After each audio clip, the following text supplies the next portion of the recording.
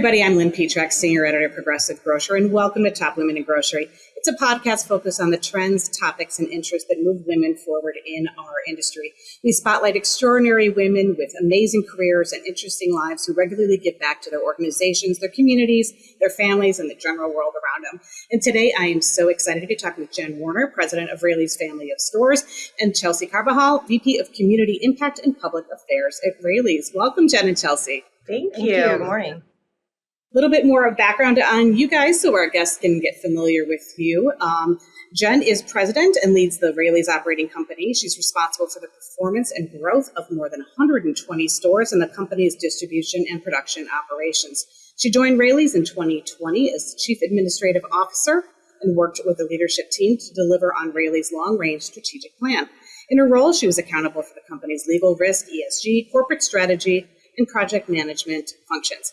Before joining Raley's, she served in leadership positions at several multinational public companies, including Conway Incorporated, XPO Logistics Incorporated, Columbia Sportswear Company. Her background is in law, and she began her legal career in private practice at Davis Wright Tremaine and Stoll Rives. Did I get that right? It's close. So close. She received her law degree from the University of Virginia School of Law. She's originally from Salt Lake City, where, get this, she grew up in the grocery business, and we'll hear more about that later, working alongside her grandfather as corner market. She has 2 children who love sports, art, and skateboarding. We're also pleased to be welcoming Chelsea Carbajal, Community Impact and Public Affairs for Raley's. As a member of the leadership team, Chelsea oversees the Raley Company's public image, including public relations, community impact, and sustainability. In addition, she manages the company's public affairs program, including statewide advocacy across multiple states and local government engagement. Since joining Raley's in 2015, she's collaborated with state and local leaders to advance the business's vision of changing food systems for the better. She's also executive director of the Raley's nonprofit Food for Families. Since 1986, that group has worked with food bank partners to alleviate hunger in the communities it serves. Prior to Raley's, she worked for KP Public Affairs, supporting California companies with public affairs and public relations services. And she started in California politics as a fellow in the Jesse M. Unruh Assembly Fellowship Program and worked in the California State Assembly.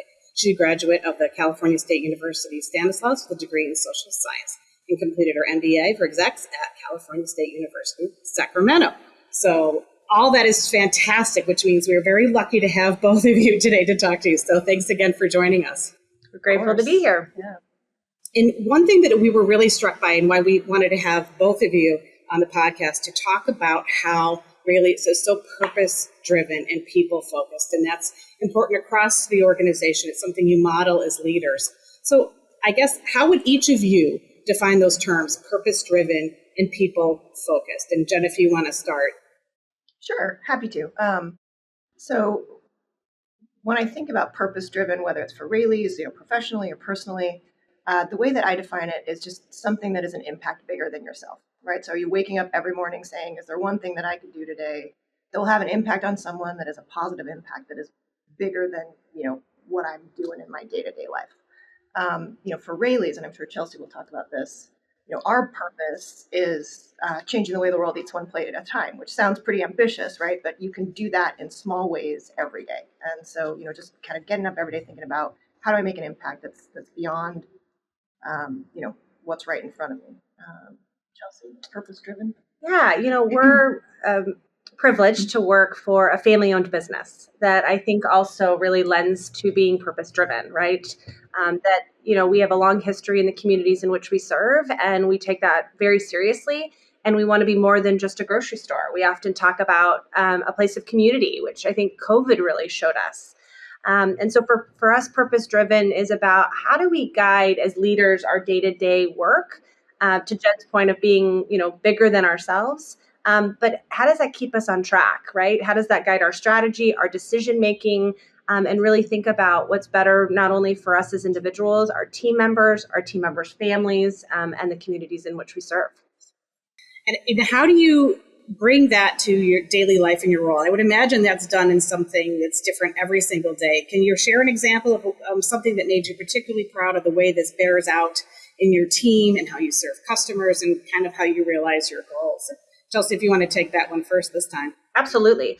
So our purpose is to change the way the world eats one plate at a time. And we often say that feels very ambitious and big for, a company that has under the Raley's companies, about 250 brick and mortar locations and other digital capabilities and how we reach our customers.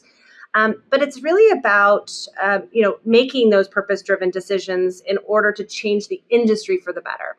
I often say that grocery can be a little monkey see, monkey do, right? We actually feed off of each other. We take each other's ideas and we move them in the right direction. And so I think that's always been a benefit to us to be that visionary and be that purpose-driven. My team actually has partnered with the California Dairy Council, and it's been a project that's really evolved over time that I'm really proud of and that I think continues to push forward our purpose. So it started as a donation to Food for Families, our nonprofit, in the form of dairy products for our food bank partners to ensure that all of our food banks were receiving high quality protein from California family dairies. And it expanded. They enjoyed the partnership with us. We started to talk about other opportunities, and they received a grant in which they were required to give dollars to families in need, mostly mothers with children who needed different sources of protein and dairy products. And so we are now the beneficiary of this grant that customers get to come into our stores with dignity. It's actually assigned to their Something Extra, our loyalty account. And so we do the work on the back end. As long as they're buying the products that match the SKUs within the program, it automatically comes off of their bill. And they get $20 worth of dairy products every 2 weeks at any Raley's, Snob Hill, or Bel Air locations. And so it's a program we're really proud of. I think it's an evolution of also a great partnership with the Dairy Council of California, and something that, again, just continues to push our vision, but also, supports our community in a very impactful way. And I love that it's family owned. You're family owned. These small businesses are family owned, and everyone is kind of coming together for the common goal of nourishment, right? And dignity, as you mentioned, Chelsea. That's fantastic.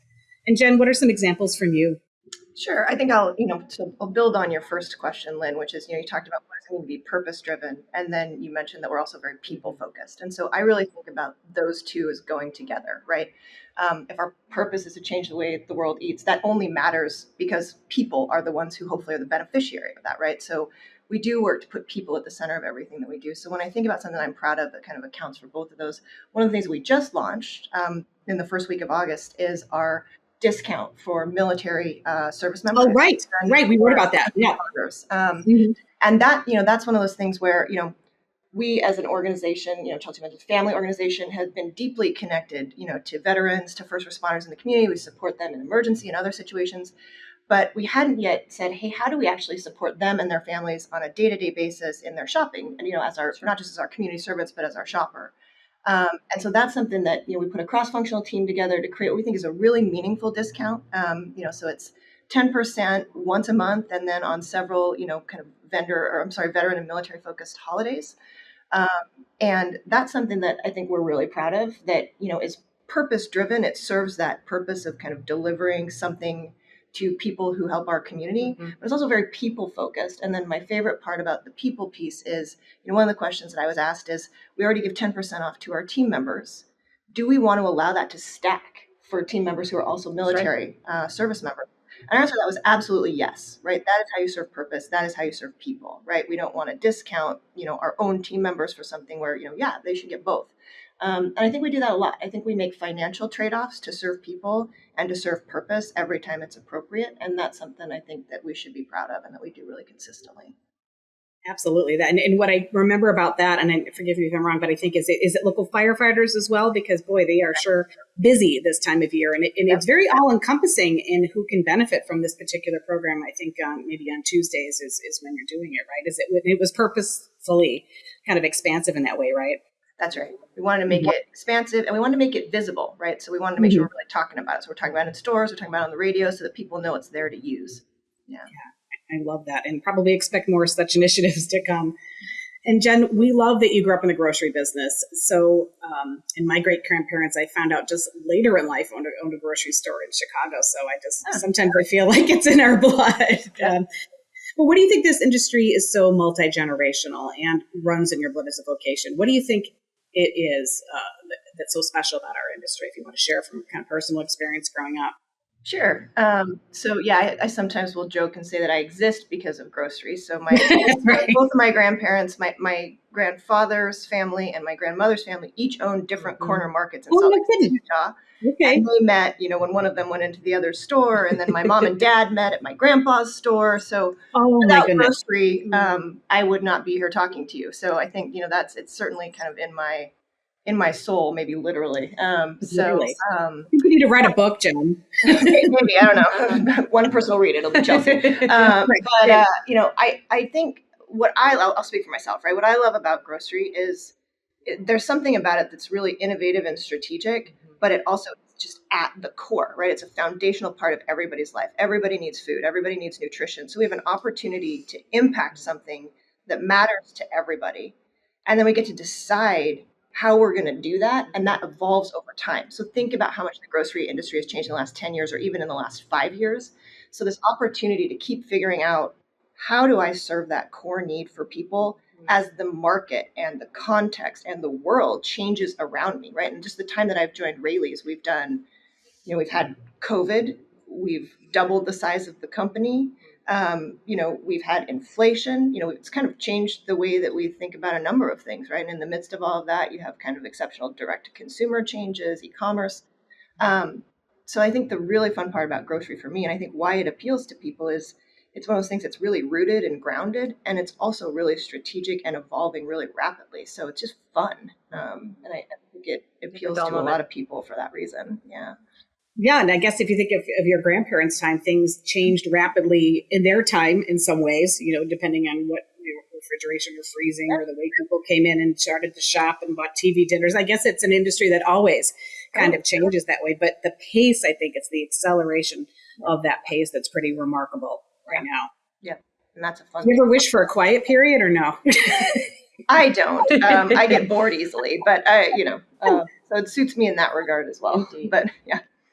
Never a dull moment, right? Yeah. And Chelsea, how do you have a really interesting background too in public affairs. So how do you leverage that in this position? And what have you come to enjoy and appreciate and love about this industry too? Yeah, I feel so grateful to work in the grocery business. And if you'd asked me when I started my career, would I work in the grocery business, I would have never said yes. But I think that's one of the great parts about the greater Sacramento Valley. I had the opportunity to work with Raley's as a part of my MBA program. They were my final project. And, no, okay. Yes, and I was offered a job at the end of the program, which is, the best outcome you can ask for after investing so much in your education. But for me, it's relationships. It has been a wonderful opportunity to really pivot from more of a state level to working, of course, at the local level, where, as we were talking about earlier, community is so centric to our business, right? People come in our stores every day. This isn't like a apparel store that you might visit once a month, and in today's world, maybe you're not visiting at all. So keeping the connections and relationships have been really important. Being available to those who need us, and how can we be there to lend a helping hand. To Jen's point about the military and first responders discount.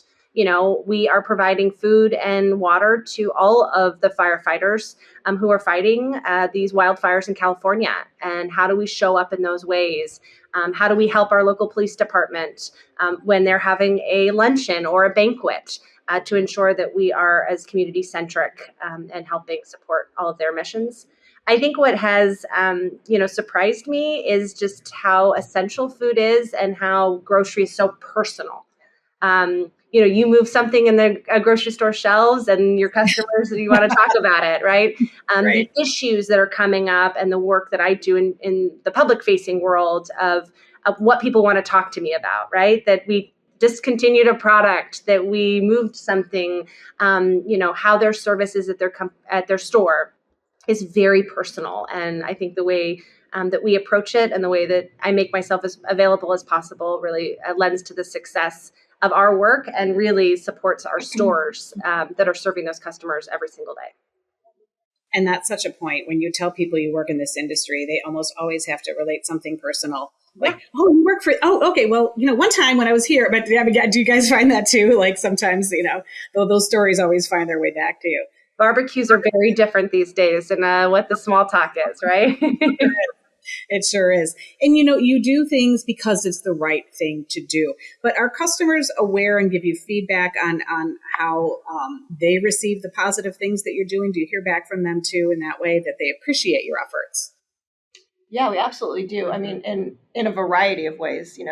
I get almost every day I come into some sort of letter on my desk, as do others on my team. Expressing oftentimes appreciation for our team members. We have just incredible team members who are serving the community in their own way every day. We get a lot of feedback about that, but we also get bigger picture feedback. Around people really appreciating that we still value that this is a family company.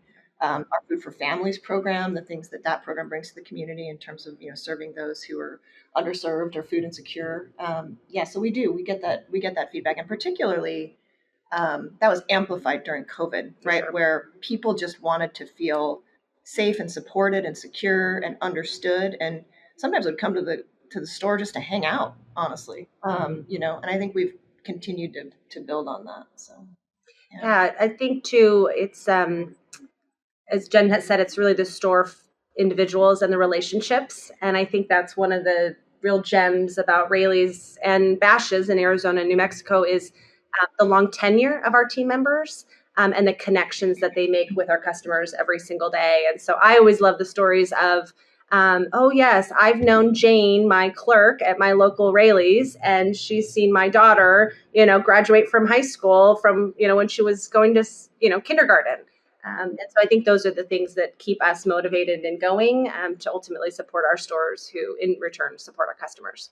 Yeah, and we're recognizing some of those amazing leaders within your company at our Top Women in Grocery event in November. We're so happy to do that. And we love reading those applications and reading those stories behind the women who are recognized with those awards, because it is, especially some of the ones with a long tenure, as you mentioned. It's an amazing industry for that too. So I guess that kind of leads us into the next question. And we ask this of usually every guest on the podcast. As female leaders, what advice do you have for younger women, maybe who are starting their tenure in this industry or considering a role? Maybe they don't see it now if they're working in checkout, if they're 17 or something, but boy, there really is a career to be had in this industry. So what advice would you give? And Jen, do you want to take this one first? Yeah, sure.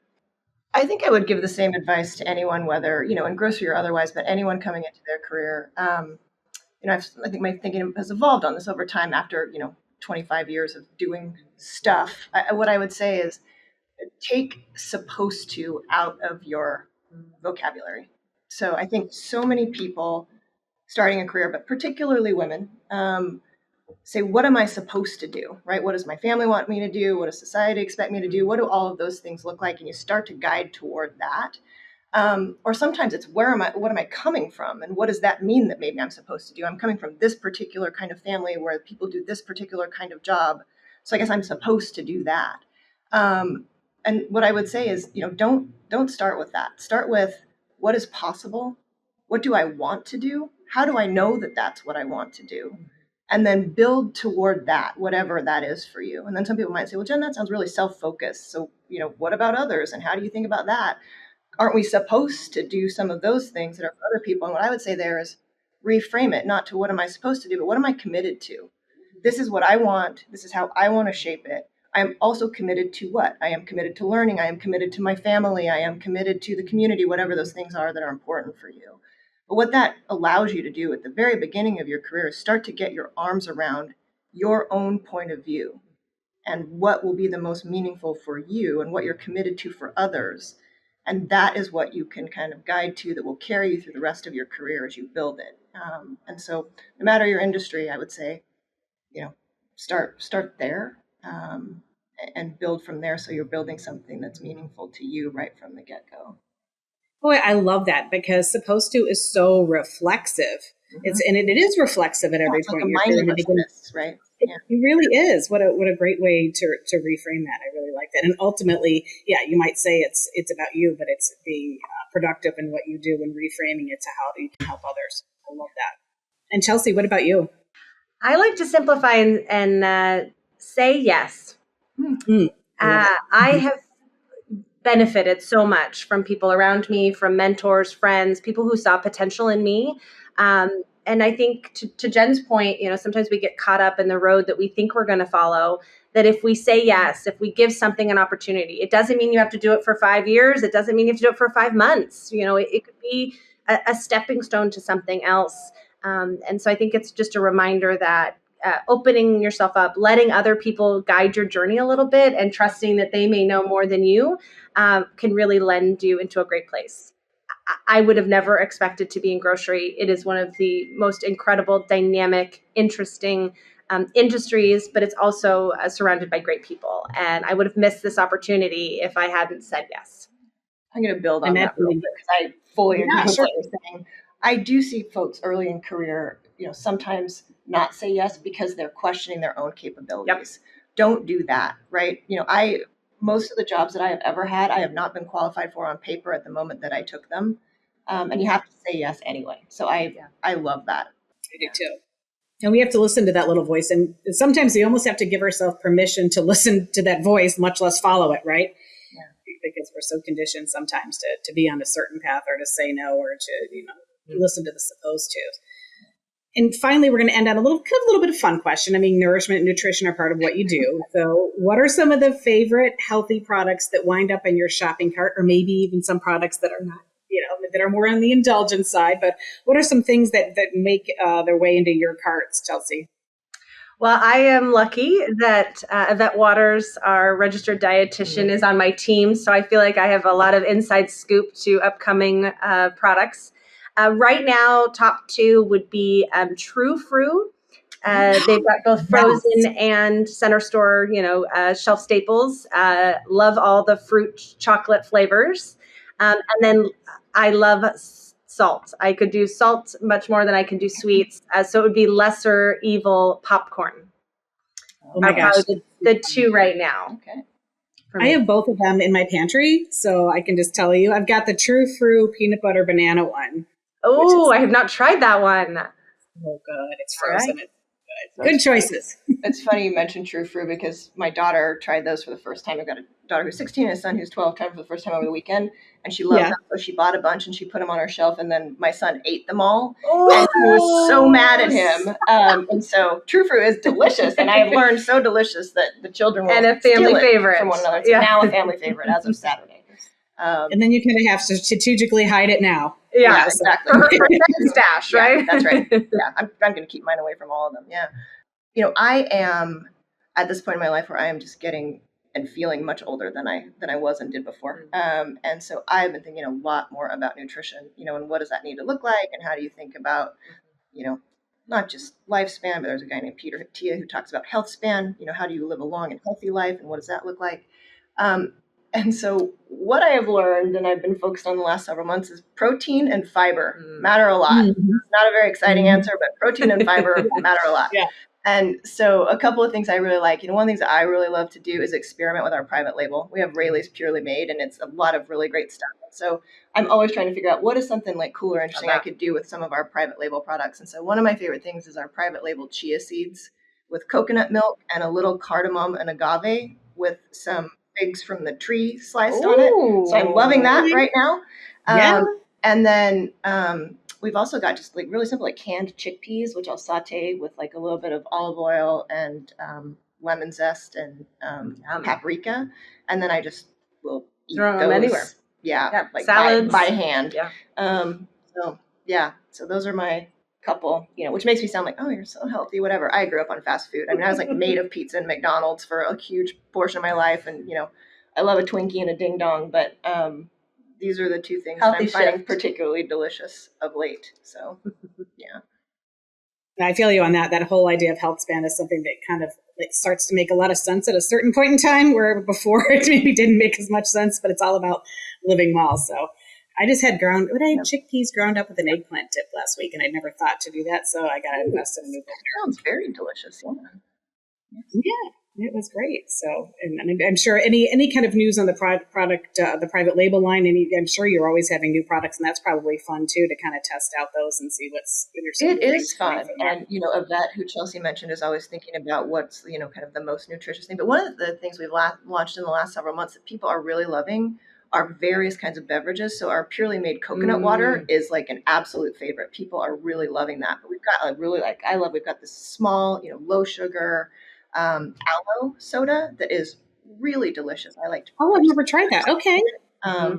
Yeah, but we've got a lot of new, fruit leather snack kind of stuff. So in the healthy snack category, healthy snack, healthy beverage that people are really liking, that is like really delicious. Yeah. That beverage category is on fire. It really is. Yeah. And just, like coconut water is expensive. So it's a lot more affordable. I think people appreciate that. So that's been really popular. Yeah. As I often say, we do the hard work for you. Yeah. Right? Between the things and making sure that it's priced right and that the ingredients are top notch. That's our job. Yeah, and just if you are interested in nutrition, it's the Purely Made label of Raley's, where you can know that a vet has vetted all of those ingredients before it's produced. So that's exciting. That's a fun job too, I would imagine. Challenging and fun. Yeah, I think maybe wants a job. That's true. We're gonna learn. Yeah, exactly. I'll have to see if she wants to join us on a podcast in 2025. Yeah, that might be kind great. Exceptional. That would be a lot of fun. Wonderful. Well, thank you both so much for joining us today. Appreciate you taking the time to spend with us, and we look forward to meeting and celebrating your winners at our event in November. All right. Thanks for all you do, Lynn. Appreciate it. And if you have an idea for a Twig podcast topic, we'd love to hear from you. So feel free to email me at lptrack@ensembleiq.com. See you next time, and thanks for listening.